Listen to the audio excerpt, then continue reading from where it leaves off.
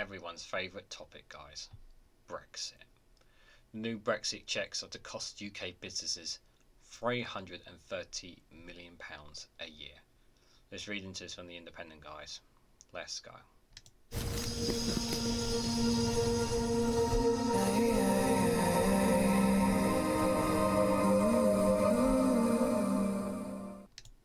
Good morning, good afternoon, good evening, wherever you are in the world. This is REGANELITE here with an article from the Independent with the headline that new Brexit checks are to cost UK businesses £330 million a year.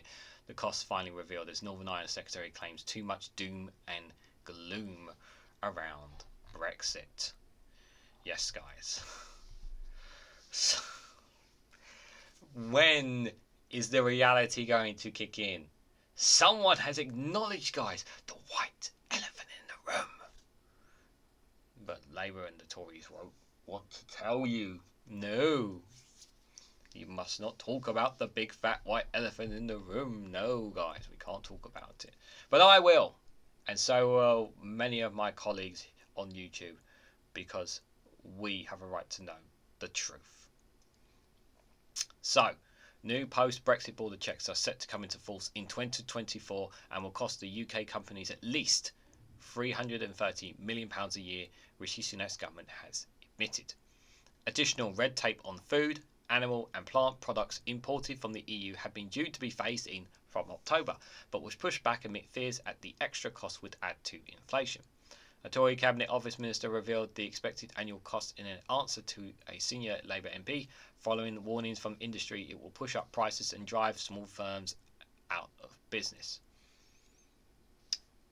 Everything is going to cost more. And we're going to lose more items as well when they come into force as well. Baroness Lucy Neville-Rolfe said it will depend greatly on how the businesses adapt their business models and supply chains to integrate the new control regimes.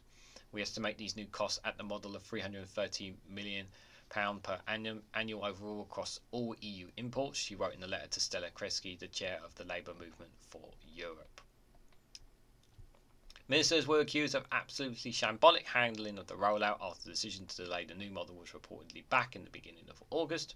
The government announced a 3-month delay to their health certificate requirement for imports, which will now be brought in from the 31st of January. Sanitary and phytosanitary SPS checks on medium-risk food, animal and plant products will come into force on the 30th of April.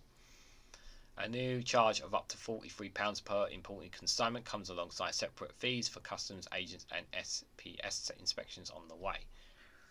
Red tape we don't need. This is all red tape that we did not need, that people did not ask for, and we are going to suffer because of it. The Cabinet Office Minister said that around half of the 330 annual cost was accounted for by export health certificates, but said it represented a saving for the business of £502 million from the original plan for checks. But Ms Creasy insisted it was not a saving, adding British companies struggling with border paperwork to import food will have little choice over these charges, meaning it is likely British consumers will have to pick up the bill, she said. Of course we're going to pick up the bill. Everything comes down to back to the consumer at the end of the day.